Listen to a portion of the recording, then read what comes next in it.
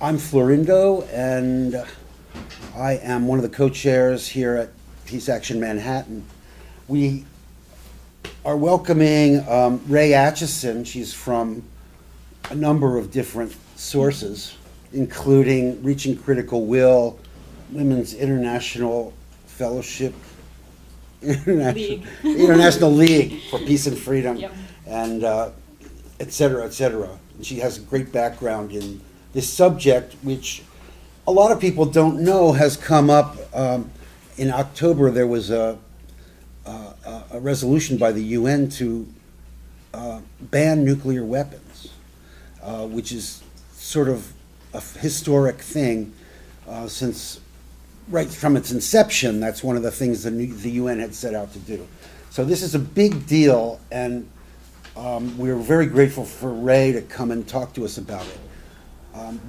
Our job is going to be to organize and get the word out about the stakes at these talks, treaty negotiations. They're coming up in March and then again in June and July. So we're going to have to be ready to hit the ground and lighten up the local population about all this. Try to get some political pressure focused. But meanwhile, we'll sit back and enjoy listening to Ray's narrative about the background and what everything she has to say about this interesting topic. There will be a Q&A afterwards, after she speaks. Take it away, Ray. Thanks very much for the invitation to come speak with you today, and I hope what I say is interesting. We'll find out during the Q&A, but it's a really exciting time for me, and I'll try and convey that. Just a little bit of background about the organization that I'm from. The Women's International League for Peace and Freedom is called a league because of the time it's from. It was founded in 1915. It's actually the oldest women's peace organization in the whole world. And it has a pretty cool story. It was founded during World War I, and women from all over the world somehow managed to get in contact with each other in the middle of a war and decided to meet in The Hague in the Netherlands to protest the war and have a Congress of Women to voice an alternative to violence and the military-industrial complex before there was even a term for such a thing. So they did that, and women from countries that were at war with each other and from neutral countries came. I like to make fun of our Australian section because they were on a boat and they actually missed the Congress. They got there too late. But today we have almost 40 national sections. Most of the growth recently has been new sections in Africa and the Middle East, so that's very exciting. What I do is working out of the New York office. We have a few staff people working on international programs for WILPF in addition to the national sections. And so I run the Disarmament program, which is called Reaching Critical Will. The idea being that we need critical will from governments and people to achieve disarmament. It was originally started in 1999 and focused on nuclear weapons, but now we work on a whole range of disarmament and arms control issues and militarism in general. And WILPF, as an organization, is a member of ICAN, and ICAN is the International Campaign to Abolish Nuclear Weapons. And so that's a global network of organizations from around the world. As of yesterday, we hit 100 countries because an organization in Iceland joined, so we're quite excited.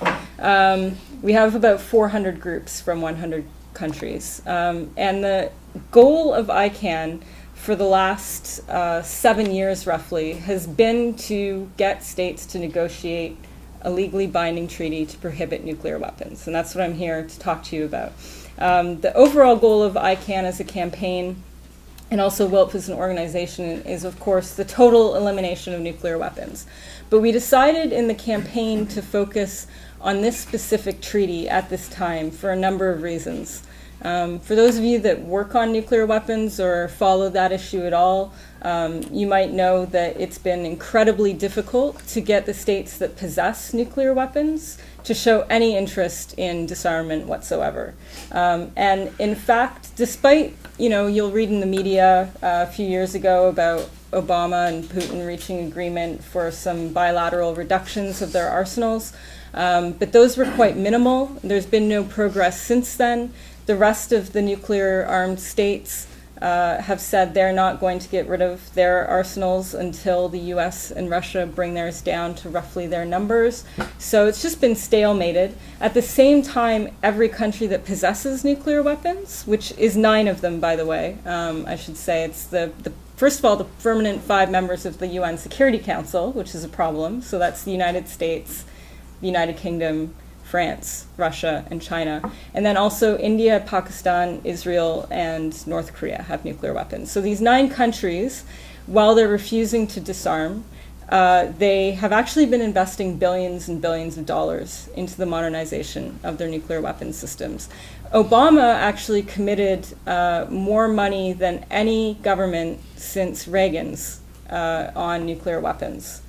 He committed $1 trillion in the last budget. I think that's right, Alicia? Alicia knows all the figures better than I do.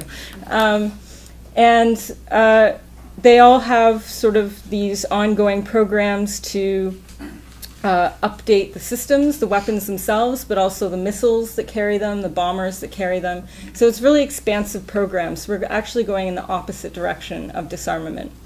The 5 members of the Security Council that have nuclear weapons, they're actually legally obligated under another treaty called the Non-Proliferation Treaty to disarm. And that's been in existence since 1970, but they've refused to comply with that obligation. So every year, states gather at the UN at a meeting and talk about the need to implement this treaty. The rest of the world has signed on to all these non-proliferation measures, things they have to do to make sure that nuclear weapons don't spread to other countries. And all of that's been going fairly well, but unfortunately the disarmament aspect of the treaty hasn't been negotiated. So we're NGOs, we're looking at this situation. We can't physically walk into a nuclear-armed state and say, you have to give up your nuclear weapons. No other government can do that. They're getting really frustrated, angrier and angrier. So we started thinking about what can we do? What end run around this situation can we do to affect things, shake things up, make a bit of a scene? And a small group of countries decided that maybe a good way to go was to look at how other weapon systems have been banned. So landmines were banned in 1996, and cluster munitions were banned in 2008. And the way that that happened was a small group of countries that really were concerned with the way these weapons were killing civilians, undermining human rights. They got together and developed a prohibition treaty for these weapons, even though major users and producers like the United States and other countries didn't want this treaty to happen and didn't want to sign on. They went ahead and did it anyway, and what happened over time was US policy, the policy of other users and producers became affected by the treaty, even though they'd refused to participate in the negotiations, and then they refused to join the treaty after it had entered into force, but their behavior was still affected. And we've seen that even very recently with the US on cluster munitions, where it decided that it wouldn't export them anymore. And the last producer of cluster munitions in the United States actually decided last year to stop producing them because of Saudi Arabia using them in Yemen, and it took a lot of political flack for that, and the media started paying attention to the issue again. So we've seen the way that the normative development of expectations of behavior, what that can do to countries, even if they're not bound by the actual treaty law.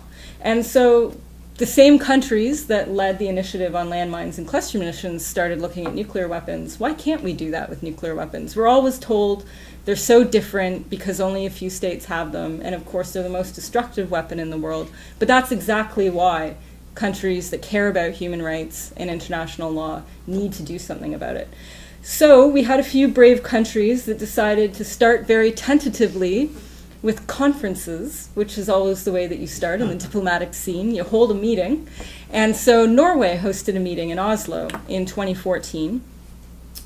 This is after, I should say, after 4 years of advocacy from civil society at the UN, and getting states to sign on to statements saying that that they were concerned about the humanitarian effects of nuclear weapons. So I'm skipping ahead a bit, but 4 years it took of statement writing and sign-ons to gather enough momentum for Norway to feel it could hold a conference. So it did. And it was on the humanitarian impact of nuclear weapons, and it said that it wanted to bring together experts to look at what nuclear weapons do, even a single detonation of a nuclear weapon, what it does to the environment, to human beings, to the economy, etc. The UN Security Council members with nuclear weapons boycotted it as a group. They said it was ridiculous to hold such a conference. Russia said even children know what nuclear weapons do to human beings, so why do we need to have a meeting on it? Which, of course, well, if you know what they do, why don't you get rid of them, because they're terrible. But almost all other countries in the world went to this meeting in Oslo. Mexico held one to follow up from that. And at the Mexico meeting, they went even further by the end of it, and the Mexican government said something has to be done. We need something legal on nuclear weapons, something new. And Austria took it from there. And at the end of the Austrian conference in 2014, they put out this pledge that was under their national capacity. So it was just Austria all by itself, because they didn't want to anger anybody who was at the meeting, and said that they wanted to fill the legal gap on nuclear weapons, which was, you know, usefully vague for their purposes, to allow us to articulate a narrative for what that legal gap should be after the meeting. It changed into what we now call the Humanitarian Pledge, which we got over 120 countries to sign on to ahead of this the October meeting that Florindo mentioned. And so the purpose of that was to go around the world over the next year, basically building up the expectation that a new treaty needed to be negotiated. The way that the Austrians had worded it, it wasn't explicitly a treaty banning nuclear weapons. It was this idea of filling the legal gap, which gave us a lot of space because some countries were very nervous about this idea of a treaty banning nuclear weapons. The United States and the UK had already picked up the scent of what Austria and Mexico were trying to do and were actively lobbying against it. So it was fortunate to not use that term at that time. Which is how things go sometimes in diplomacy. But through that process of going around to countries, getting them to sign on to this pledge, it built up an expectation in their capitals that negotiations on a new treaty were going to happen. And then in Geneva last year, the UN hosted a series of meetings in which they were discussing what that treaty should be. And coming out of that and into the General Assembly in October, it was clear that it was going to be a treaty banning nuclear weapons.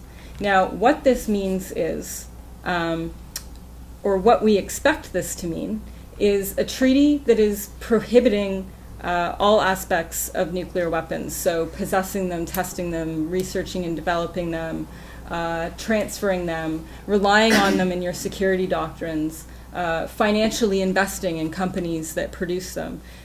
Basically, a total prohibition of any nuclear weapon-related activity. But the key thing about it is that it's not an elimination treaty itself. So we're not expecting the nuclear armed states to come to the negotiations and agree to eliminate their arsenals.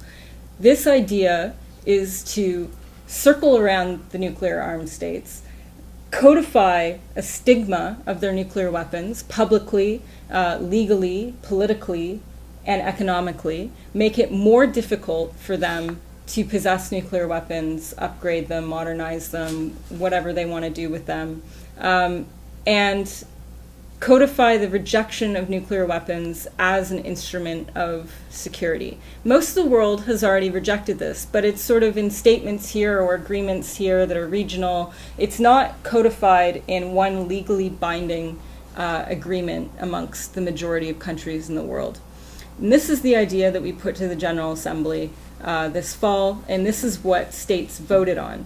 And you know, it's one of these things in diplomacy that is really hard to calculate and anticipate.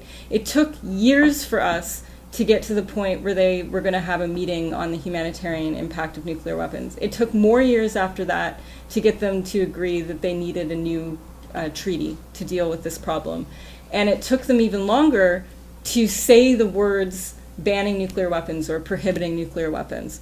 And all of a sudden, a tipping point happened in 2016 where we got over 120 countries saying that they wanted a treaty to prohibit nuclear weapons, even if the nuclear armed states wouldn't join in the negotiations. And at the General Assembly, we had 123 countries vote in favor of this. That was despite extremely active lobbying by the United States in particular, but also by France and by Russia. There was a lot of scaremongering going on, a lot of threatening going on. The United States even had their highest levels of diplomats come to the UN and counter-lobby against this resolution at the General Assembly. We had statements from almost all of the states possessing nuclear weapons condemning these negotiations, ridiculing states that were leading this initiative, became very personal and undiplomatic at the General Assembly this fall. It was actually quite shocking at some points. There were some off-the-record statements that really floored all of us that we weren't allowed to tweet about, which was too bad. But it basically the gloves came off and they lost. They lost anyway, despite all the fear-mongering. And the negotiations are going to begin this year. The first round is going to be in March, the last week of March. That's probably going to be mostly a place for states to come and say what they want to be in the treaty. After that, there will be a draft text developed, and that's what will be negotiated in June and July this year. We don't know if they'll finish in July. Right now they're scheduled to finish on July 7th. It's possible they'll need more time, either this year or next year. We don't know. Doesn't really matter. The fact is they're negotiating the treaty. We do not anticipate that many of the nuclear armed states will come. China might come. They have said that they are in favor of prohibiting nuclear weapons. In the past, they've always said that the caveat is when the United States and Russia are ready to. But they haven't been oppositional towards it the way that the others have. India might also come, but they also have sort of a hypocritical position that they're in favor of the elimination of nuclear weapons, but they're going to keep them until everyone else is disarming as well. But they might come as well. But the rest of them probably not. And that's okay. We don't need them there. The other complicating factor to this, though, and the group of states that we see this treaty really affecting, is countries that rely on U.S. nuclear weapons in their security doctrines. So this includes all the states in NATO, and it also includes Australia, South Korea, and Japan. Japan is under a lot of pressure on this treaty. It voted no on the resolution. It's been an extreme opposition to the negotiation of a treaty banning nuclear weapons. This is a big problem for it back home. It's the only country, of course, that suffered an atomic bombing in a time of war. It has a lot of atomic bomb survivors that are very active. Most people in Japan support the elimination of nuclear weapons. And yet the Japanese government, which at the moment is extremely conservative, is very supportive of U.S. foreign policy in general, and in particular the reliance on nuclear weapons in its security doctrine. We don't know if Japan's going to come to the negotiations, but we expect that if they do, it will mostly be to see if they can protect that ability to have nuclear weapons be part of their security doctrine and still be part of the prohibition to save face back home. So we're quite keen to shut that down and to make sure that's not possible for them. But that's going to be what a number of other countries, either that are with NATO or are part of this group, Australia, South Korea, that's going to be their approach to things as well. It doesn't look like too many of them will come. NATO states were specifically instructed by the U.S. Under Obama to boycott the negotiations.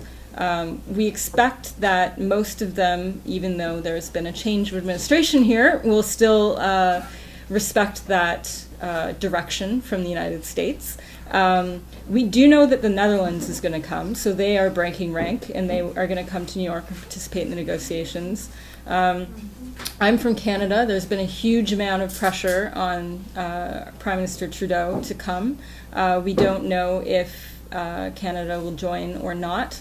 They have very recently said no, but we just changed our foreign minister, so we're trying again with the new foreign minister to see if we can get a change before March. There's a few other countries in NATO that we think we might be able to peel off, but we don't know. And it doesn't matter if they don't come, because, as I've said, the point of this agreement isn't to change the weapons themselves. It isn't to take away the weapons themselves at this point. It's about pressure. It's about political, economic, social pressure. And we can do that by developing norms and rules for the rest of the world that do have an impact. So, in terms of what you all can do and where we need help, and what might be interesting, I would love to hear from you. I can tell you about a few things. So in terms of the actual negotiations themselves, it will be possible for civil society to attend.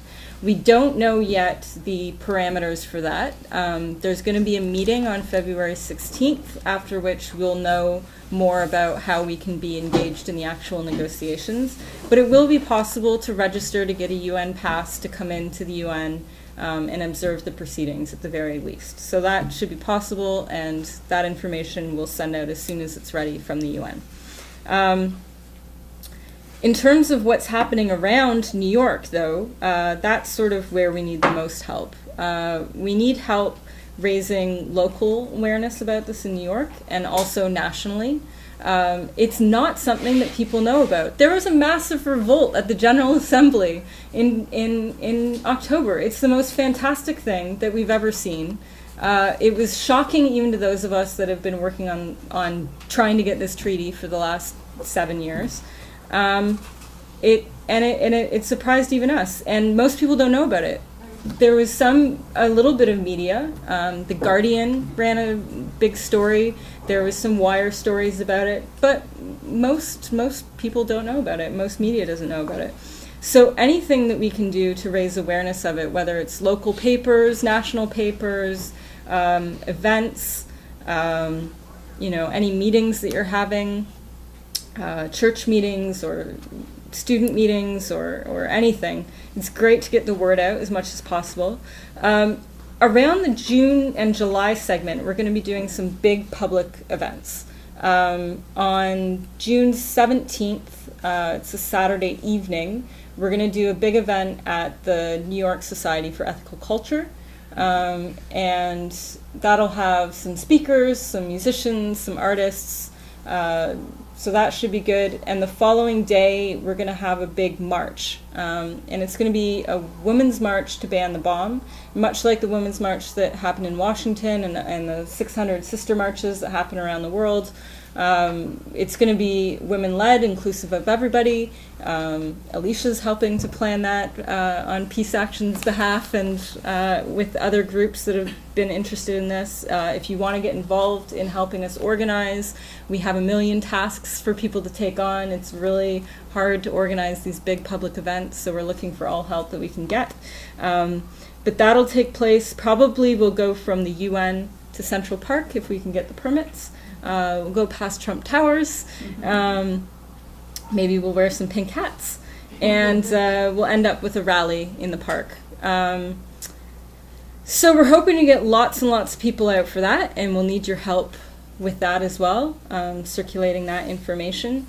And there's going to be other opportunities, both around the March negotiations and June, July, for public demonstrations or events. We're really happy to hear from you on what's useful for you, what you need from ICANN or from WILPF, what you think is a really good, hooks with the public right now. There's obviously a million things going wrong right now, and it's hard to focus on any one thing when, you look at the list daily and it sort of makes you want to take a nap, or worse. But I think this is a really important one, and we don't want it to be based on fear, but that is obviously a hook right now too for people thinking about things to be afraid of. But we don't want it to be a fear-based campaign. We want to celebrate the culture of both multilateralism and solidarity globally that we've seen coming out of what's happening here, but also around this nuclear weapons issue with 123 countries saying it doesn't matter if the most powerful states in the world don't want us to do this, we're going to do it anyway because it's going to help humanity. We want that to be the spirit of what we're trying to do. So messages of solidarity and hope and change and doing things even when the big powers don't want you to do it, I think are important messages as well, in addition to the fear and insanity that nuclear weapons bring to our lives all the time. So I think I'll stop there, but happy to have questions and discussion about anything that I've said.